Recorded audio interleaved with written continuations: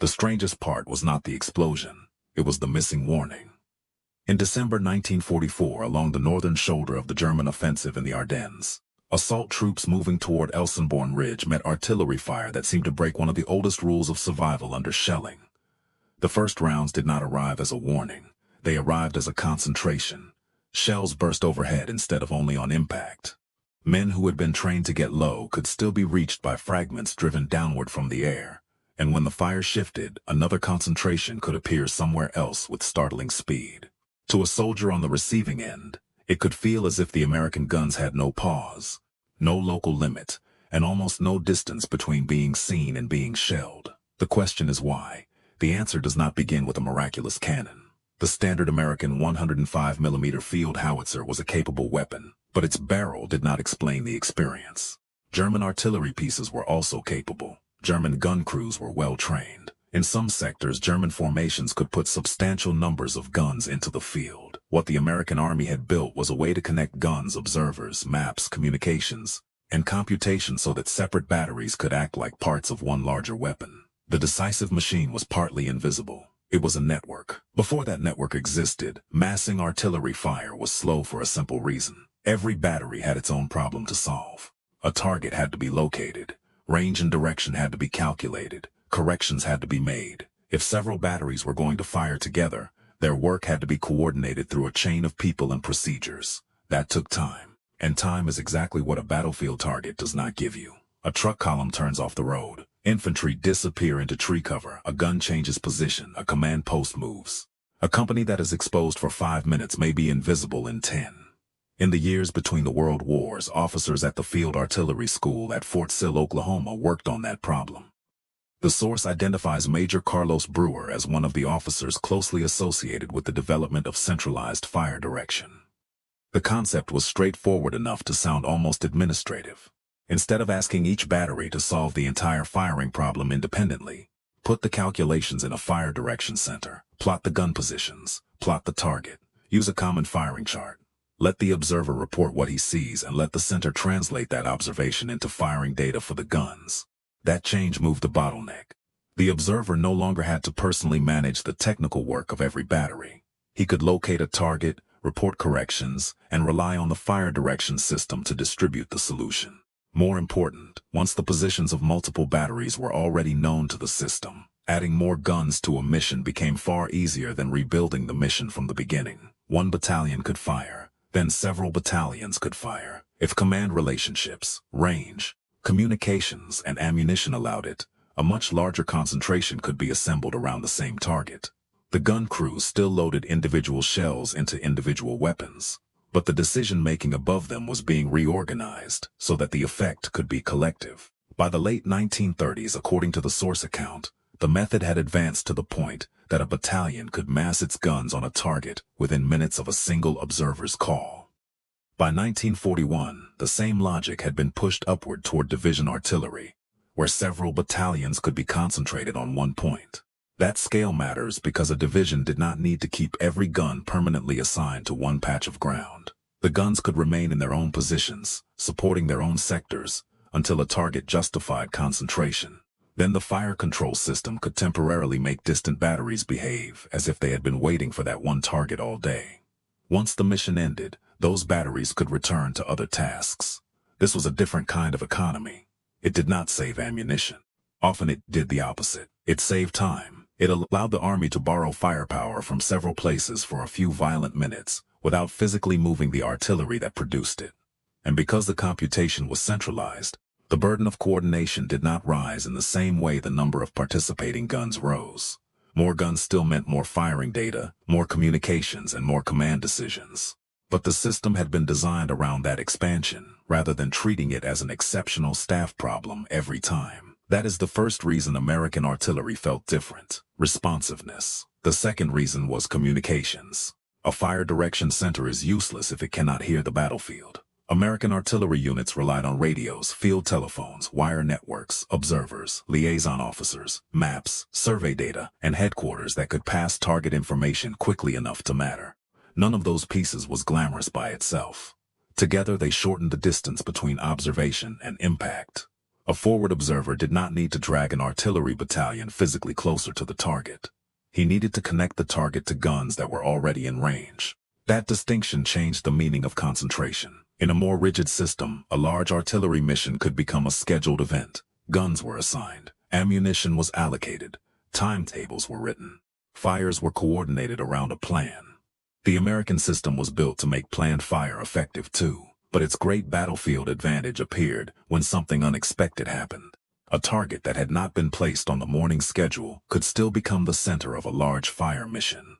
That made artillery feel less like a fixed wall and more like a force that could move without moving its guns. The shells could be concentrated faster than the batteries themselves could ever be relocated. Then came a third layer, timing. An ordinary bombardment gives men a fraction of a chance. One shell arrives, someone hears it or sees the burst, men dive into cover. The next rounds may be more accurate and more numerous, but the first impact has already warned the target. American fire direction methods made it possible to coordinate something more dangerous. Different batteries sat at different distances from a target. Their shells therefore had different flight times. If every gun fired at the same instant, the rounds would not arrive together, so the firing times could be staggered. A battery farther away fired first. A battery closer to the target fired later. The goal was for the rounds to meet at the target in the same narrow moment. This became known as time on target. The idea attacked the most vulnerable seconds of a bombardment, the seconds before anyone had time to react. Instead of a first shell announcing that a barrage was beginning, the first arrival could be the barrage. That mattered psychologically as well as physically. A soldier can adapt to danger that gives him a pattern. He learns what sound means incoming fire. He learns when to move. He learns where to lie down. He learns how long he may have before the next salvo. Time on target reduced the value of that pattern. The warning and the punishment were compressed toward the same instant. The source describes especially large concentrations under terms such as a serenade, with many available guns directed onto one point. Whatever label was used in a particular headquarters, the important mechanism was the same. Centralized fire direction allowed more tubes to be added to a mission with far less delay than the target might expect. This did not make every American infantryman an artillery commander. It did make the artillery arm unusually responsive to observers and supported units that could get target information into the fire control network. From the German side, the distinction could be hard to see. The men being shelled did not see the firing chart. They did not see the switchboard. They did not see the survey work that established gun positions, or the staff procedures that determined which batteries could answer.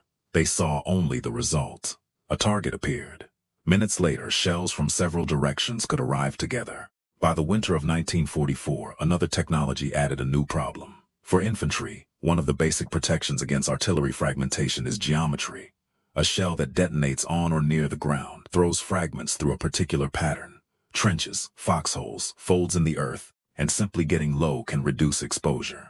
Armies had long understood the advantage of airburst fire, because a shell detonating above troops can drive fragments downward into cover. The difficulty was timing the burst. Traditional time fuses had to be set so that the shell would explode at the right point in its flight. Too early, and the burst was too high. Too late, and the shell struck the ground. The proximity fuse changed that problem.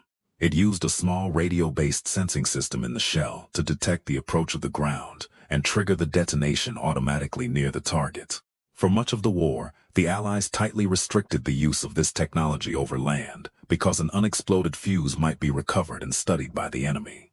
The source places its expanded ground use in the crisis of December 1944, when German forces attacked through the Ardennes. The result, where the fuses were employed, was especially dangerous to troops who had learned to trust shallow cover against conventional fragmentation. The network could already mass fire quickly. Time on target could already compress warning. Now a portion of that fire could burst above ground with much less dependence on hand-set timing. The pieces reinforced one another. That is what makes the story easy to misunderstand if each invention is considered alone. The fire direction center was not deadly, because it was a room with a chart. Time on target was not decisive because of mathematics by itself. The proximity fuse was not a battlefield solution if there were no guns, communications, trained crews, or ammunition available to use it. Each layer increased the value of the others, and underneath all of them was a less elegant requirement: shells, thousands and thousands of shells. Artillery consumes ammunition at a rate that can make a brilliant fire plan meaningless if the supply system cannot keep up. A battery may have perfect firing data and a clear target, but an empty ammunition position turns the entire network silent.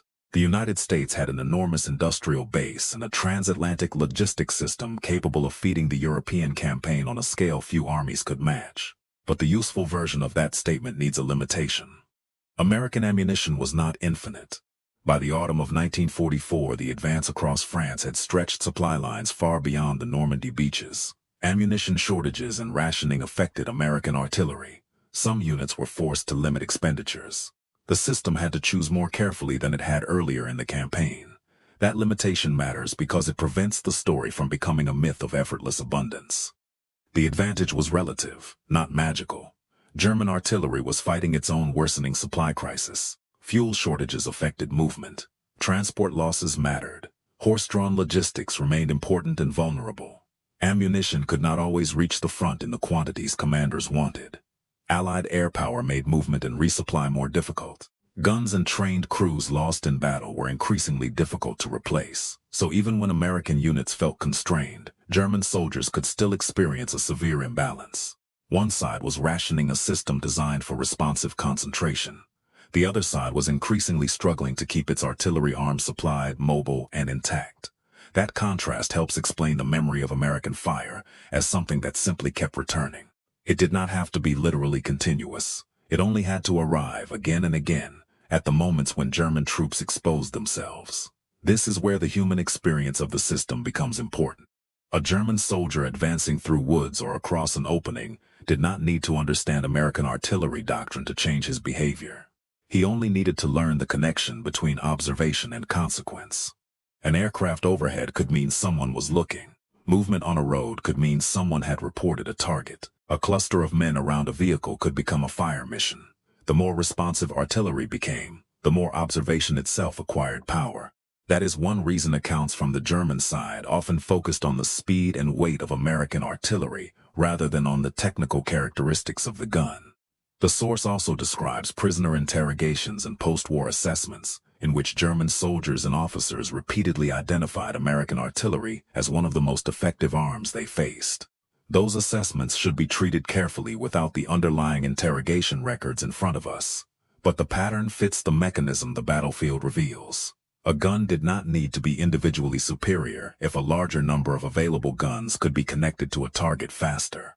The American advantage was organizational before it was mechanical. For a German unit, that difference could create false explanations. If a heavy concentration arrived on a small target, the natural assumption was that an enormous artillery force must be sitting directly behind the American line. If another concentration arrived somewhere else soon afterward, it could seem as though the Americans possessed more batteries than they really did. But the same battalions could be participating in several different missions over time. Their destructive effect was being moved by information. A map reference, a correction, a telephone call, and a firing order could redirect the weight of guns without redirecting the guns themselves.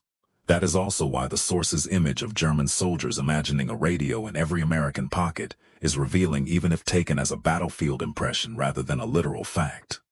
The American infantryman did not personally command every battery.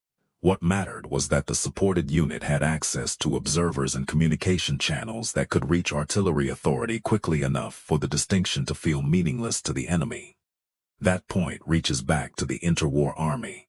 At Fort Sill, fire direction became a method that could be taught, standardized, and scaled. The source also credits General Leslie McNair with shaping the training and organization of American ground forces around the importance of artillery support.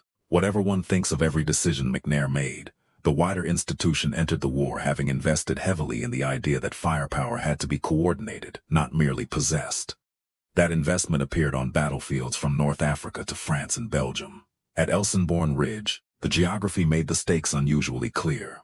The ridge formed part of the northern shoulder of the German offensive. German forces needed routes westward. American defenders held ground that constrained those routes. In winter forest and broken terrain, attacking formations were vulnerable when they had to concentrate along approaches, roads, clearings, and assembly areas.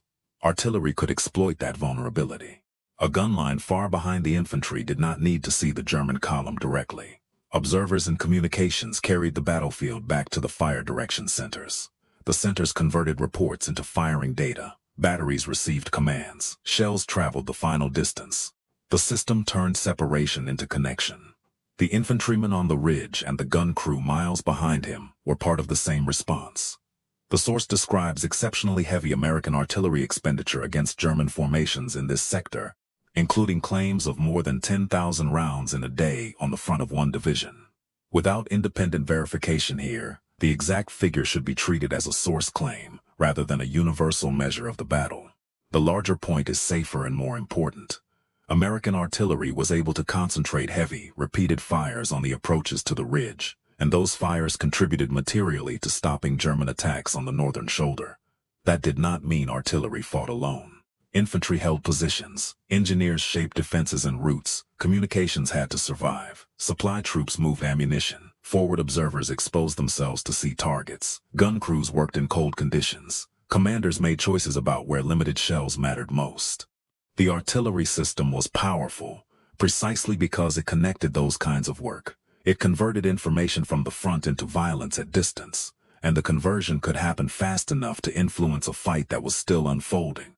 That is the part that explains the German confusion better than any single weapon specification.